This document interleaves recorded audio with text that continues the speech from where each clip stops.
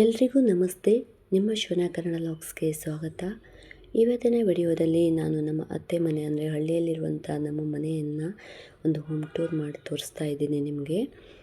Home tour ಮಾಡಲಿಕ್ಕೆ ನಾನು ಯಾವ ರೀತಿಯ ರೆಡಿ ಮಾಡಿಕೊಂಡಿಲ್ಲ, ಹಾಗೆ ಹೇಗೆ ಇದೆಯೋ ಹಾಗೆ ತೋರಿಸ್ತಾ ಇದ್ದೀನಿ.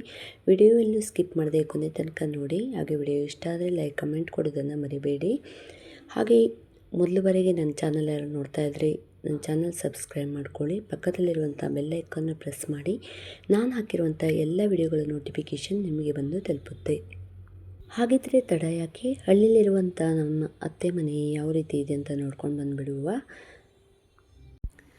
ಫ್ರೆಂಡ್ಸ್ ನೋಡಿ, ಇದು ನಮ್ಮ ಅತ್ತೆ ಮನೆ ಅಂದರೆ ನಮ್ಮ ಮನೆಯವ್ರ ಮನೆ. ಇದು ಹಳ್ಳಿಯಲ್ಲಿರುವಂಥ ಮನೆ ಅಂದರೆ ಸುತ್ತ ಕಾಡು ಇದೆ, ಮಧ್ಯದಲ್ಲಿ ಮನೆ ಇದೆ. ಒಂಥರ ವೆದರ್ ಇಲ್ಲಿ ತುಂಬ ಚೆನ್ನಾಗಿರುತ್ತೆ. ನಾನು ನಿನ್ನೆ ಹಾಕಿರುವಂಥ ಒಂದು ವಿಡಿಯೋದಲ್ಲಿ ತೋಟ ಮನೆ ಎಲ್ಲ ಹಾಕಿದ್ದೆ, ಅದರಲ್ಲಿ ನೋಡಿರ್ಬೋದು ಯಾವ ಥರ ಇದೆ ಇಲ್ಲಿ ವೆದರು. ಸುತ್ತಮುತ್ತಲಿನ ಮನೆ ಸುತ್ತಮುತ್ತಲಿನ ತೋಟ, ಕಾಡು, ಗುಡ್ಡ ಎಲ್ಲ ಯಾವ ಥರ ಇದೆ ಅಂತ ನೀವು ನೋಡಿದ್ದೀರಾ ಆಲ್ರೆಡಿ. ಇವಾಗ ನೋಡಿ, ಇವತ್ತು ಮನೆಯದೊಂದು ಹೋಮ್ ಟೂರ್ ಮಾಡ್ತಾಯಿದ್ದೀನಿ. ನಾವು ಹೋಮ್ ಟೂರ್ ಮಾಡಬೇಕು ಅಂತ ಯಾವುದೇ ರೀತಿಯ ರೆಡಿ ಮಾಡ್ಕೊಂಡಿದ್ದಿಲ್ಲ, ಹೇಗಿದೆ ಹಾಗೆ ತೋರಿಸ್ತಾ ಇದ್ದೀನಿ ಜಸ್ಟ್. ನೋಡಿ, ಇದು ಮನೆ ಮುಂದೆ ಈ ಥರ ಎಂಟ್ರೆನ್ಸ್ ಇದೆ. ಹೀಗೆ ಮುಂದ್ಗಡೆ ಮನೆ ಮುಂದ್ಗಡೆ ಈ ಸೈಡಿಗೆ ಫುಲ್ಲು ತೋಟ ಬರುತ್ತೆ, ಹಿಂದ್ಗಡೆ ಫುಲ್ ಬೆಟ್ಟ ಬರುತ್ತೆ. ನೋಡಿ, ಈ ಥರ ಮನೆ ಹಿಂದ್ಗಡೆ ಇದು ಬೆಟ್ಟ ಬರುತ್ತೆ. ಅಲ್ಲಿ ಸಹಿತ ಅಡಿಕೆ ಸಸಿ ಎಲ್ಲ ಹಾಕೊಂಡಿದ್ದಾರೆ. ಇದು ಮೇಲ್ಗಡೆ ಮನೆ ಇದೆ. ಮೇಲ್ಗಡೆ 2 ರೂಮ್ ಅಷ್ಟೇ ಇದೆ ಮನೆ ಮೇಲೆ. ನೋಡಿ, ನಮ್ಮ ಸೋನು ಅಲ್ಲೇ ಇದ್ದಾನೆ. ಹೂವಿನ ಗಿಡ ಅಂತೂ ತುಂಬ ಅಂದರೆ ಇದು ವೆಜಿಟೇಬಲ್ಸು, ಹೂವಿನ ಗಿಡ ಎಲ್ಲ ತುಂಬ ಹಾಕ್ಕೊಂಡಿದ್ದಾರೆ. ಹೀಗೆ ಬಂದರೆ ಇದು ಮುಂದೆ ಇದು ಏನು ಕೆನಾಪಿ ಸಿಟೌಟು. ಮುಂದ್ಗಡೆ ನನ್ನ ಮಗ ಎಲ್ಲ ಕುತ್ಕೊಂಡಿದ್ದಾನೆ ನೋಡಿ, ಆಟ ಆಡ್ತಾಯಿದ್ದಾನೆ. ಈ ಥರ ಒಂದು ಹೊರಗಡೆ ಕುತ್ಕೊಬಿಟ್ಟು ತುಂಬ ಖುಷಿಯಾಗುತ್ತೆ ಅಲ್ಲಿ. ಇದು ಮುಂದೆ ಲಿವಿಂಗ್ ರೂಮು ಈ ಥರ ಇದೆ ನೋಡಿ. ಲಿವಿಂಗ್ ರೂಮು ದೊಡ್ಡದಾಗಿ ಒಂಥರ ಹಾಲ್ ಟೈಪ್ ಇದೆ, ಅಂದರೆ ಸಿಂಪಲ್ ಆಗಿದೆ. ನಾನು ಹೇಳಿದ್ದೆಲ್ಲ ಯಾವ ರೀತಿ ಇದೆ ಅದೇ ಥರ ತೋರಿಸ್ತಾ ಇದ್ದೀನಿ.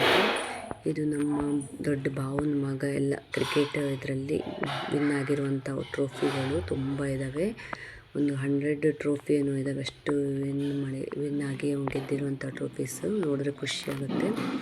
ಇದು ನೋಡಿ, ಹೀಗೆ ಒಂದು ಸೋಪ್ ಹಾಕ್ಕೊಂಡಿದ್ದಾರೆ. ನೆಕ್ಸ್ಟ್ ಈ ಕಡೆ ಒಳಗಡೆ ಬಂದರೆ ಇನ್ನೊಂದು ದೊಡ್ಡ ಹಾಲ್ ಇದೆ. ಅಂದರೆ ಇಲ್ಲಿ ತುಂಬ ಜನ ಎಲ್ಲರೂ ಸೇರಿದವಾಗ ಯಾವುದಾದ್ರು ಒಂದು ಫಂಕ್ಷನ್ ಎಲ್ಲ ಇದ್ದರೆ, ನಮಗೆ ಇಲ್ಲಿ ಪೂಜೆ ಗೀಜೆ ಎಲ್ಲ ಇದ್ದರೆ ಇಲ್ಲಿ ರೂಮಲ್ಲಿ ಮಾಡ್ತಾರೆ. ಮತ್ತು ಇದು ದೇವ್ರ ರೂಮ್ ನೋಡಿ. ದೇವ್ರ ರೂಮ್ ಅಂತೂ ತುಂಬಾ ಚೆನ್ನಾಗಿದೆ. ಎಲ್ಲ ಫೋಟೋಗಳನ್ನ ಇಟ್ಟು, ಹೂವಂತೂ ದಾಸವಾಳ ತುಂಬ ಬಿಡುತ್ತೆ.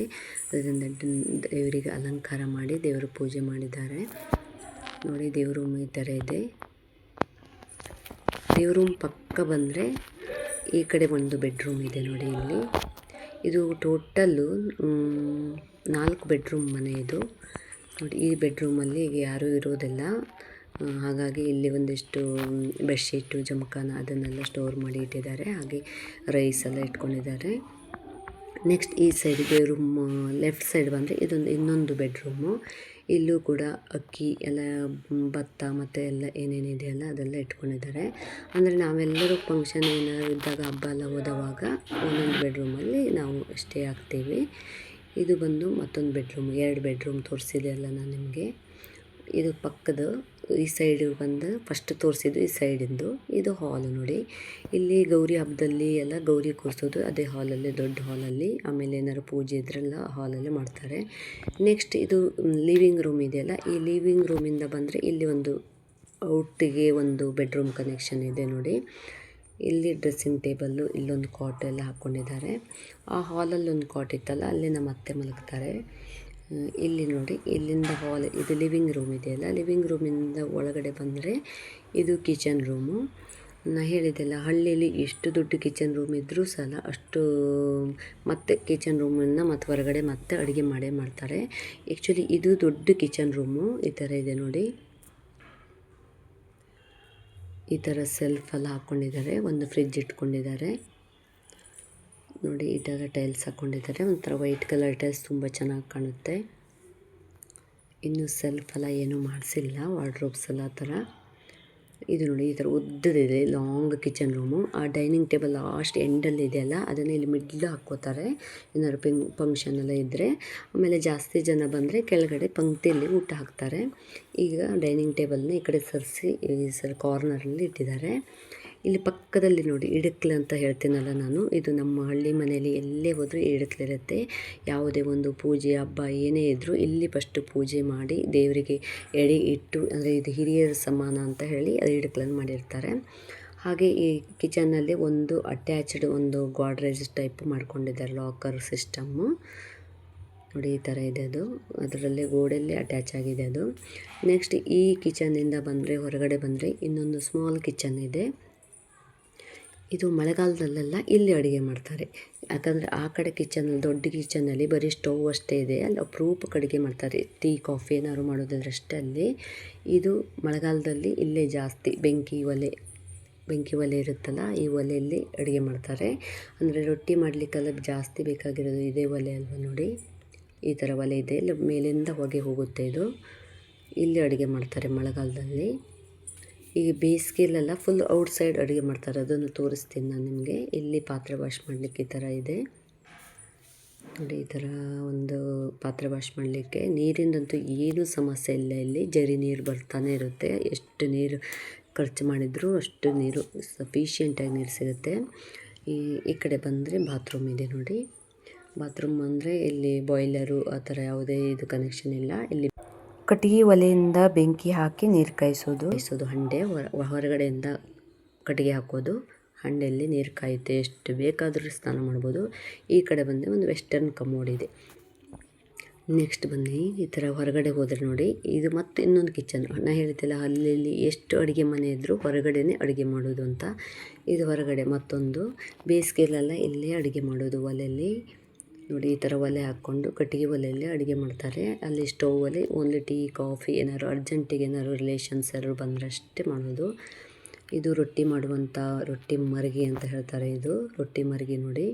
ಇದರಲ್ಲಿ ರೊಟ್ಟಿ ಹಿಟ್ಟು ಹಾಕ್ಕೊಂಡು ಅನ್ನ ಎಲ್ಲ ಹಾಕ್ಕೊಂಡು ಚೆನ್ನಾಗಿ ಮೆಲ್ದು ರೊಟ್ಟಿ ಮಾಡುವಂಥದ್ದೊಂದು. ಇದು ತುರಿಯೋ ಮಣೆ ಅಲ್ಲ, ಇದು ಅಡಿಕೆ ಸುಲಿಯುವಂಥ ಮಣೆ. ಹಾಗೆ ಒಂದು ಪಾತ್ರೆ ಸ್ಟ್ಯಾಂಡ್ ಒಂದು ಇಲ್ಲಿ ಇಟ್ಕೊಂಡಿದ್ದಾರೆ. ಇದು ನೋಡಿ, ಆ ಕಡೆ ಬಾತ್ರೂಮ್ ತೋರಿಸಿದೆಲ್ಲ, ಬಾತ್ರೂಮಿಗೆ ಇಲ್ಲಿಂದ ಬೆಂಕಿ ಹಾಕೋದು. ಇದನ್ನು ತೆಗೆದು ಇಲ್ಲಿ ಕಟ್ಟಿಗೆ ಎಲ್ಲ ಹಾಕಿ ಈ ಥರ ಬೆಂಕಿ ಹಾಕಿದರೆ ಅಲ್ಲಿ ನೀರು ಚೆನ್ನಾಗಿ ಕಾದ್ಕೊಂಡಿರುತ್ತೆ. ಒಂದು ದಿನ ಹಾಕಿದರೆ ಇಡೀ ದಿನ, ನಾಳೆ ತನಕ ನೀರು ಬಿಸಿಯಾಗಿ ಇರ್ತವೆ, ಅಷ್ಟು ಚೆನ್ನಾಗಿ ಬರುತ್ತೆ ಈ ಥರ ಒಲೆ ಮಾಡಿಕೊಂಡ್ರೆ. ಹಳ್ಳಿಲೆಲ್ಲ ಇದೇ ಥರ ಜಾಸ್ತಿ ಟ್ರೆಂಡಿಂಗ್ ಇರೋದು. ಈ ಕಡೆ ಇಲ್ಲಿ ಬಂದುಬಿಟ್ರೆ ನಾವು ಇಲ್ಲಿ ಮತ್ತೆ ಕೊಟ್ಟಿಗೆ ಇದೆ ನೋಡಿ. ಹೀಗೆ ಇಲ್ಲೆಲ್ಲ ಮಳೆಗಾಲಕ್ಕೆ ಬೇಕಾಗಿರುವಂತಹ ಇದು ಹಾಳೆ ಮತ್ತು ಕಟ್ಟಿಗೆ, ಅಡಿಕೆ ಸಿಪ್ಪೆ ಎಲ್ಲವನ್ನು ಇಲ್ಲಿ ಇಟ್ಕೊಂಡಿದ್ದಾರೆ. ಈ ಕಡೆ ಬಂದರೆ ಕೊಟ್ಟಿಗೆ ಇದೆ ನೋಡಿ, ಕಲ್ಲಿಂದು ಹಾಸಿಗೆ ಹಾಕಿದ್ದಾರೆ, ಕಲ್ಲಿಂದು ಏನು ಹಾಸುಗಲ್ಲು ಹಾಕಿದ್ದಾರೆ ಕಲ್ಲಿಂದು. ಎಮ್ಮೆ ಮತ್ತು ಆಕಳು ಎಲ್ಲ ಇದೆ.